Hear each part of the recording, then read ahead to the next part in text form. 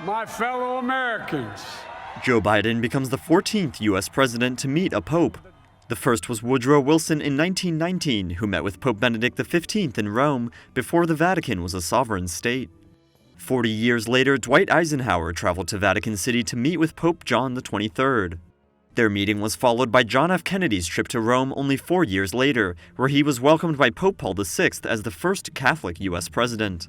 It was unclear until President Kennedy's victory in 1960 whether a Roman Catholic could win the presidency in this country, because there still was a lot of prejudice against Roman Catholics, despite the fact that they constituted and still do 25% of the population.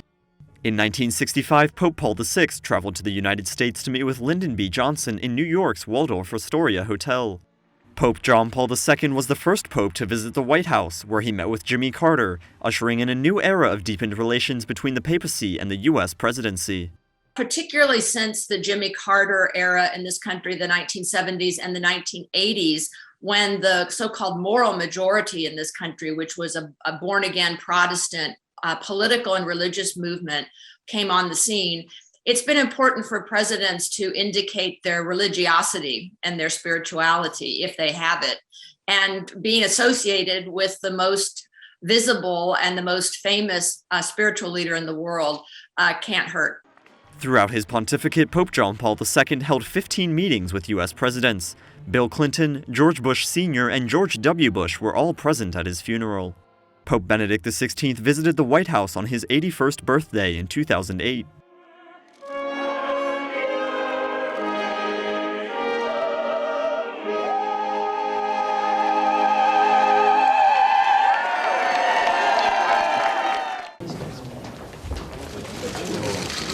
Thank you so much.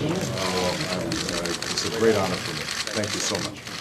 In 2009, Barack Obama visited the Vatican for the first time. He returned in 2014 to meet with Pope Francis, who returned the visit just over a year later by coming to the United States. Donald Trump met with Pope Francis once during his presidency in 2017. The meeting proceeded amicably despite prior public disagreements on climate change and immigration. The meeting is Joe Biden's fourth with Pope Francis and the first since he was inaugurated president.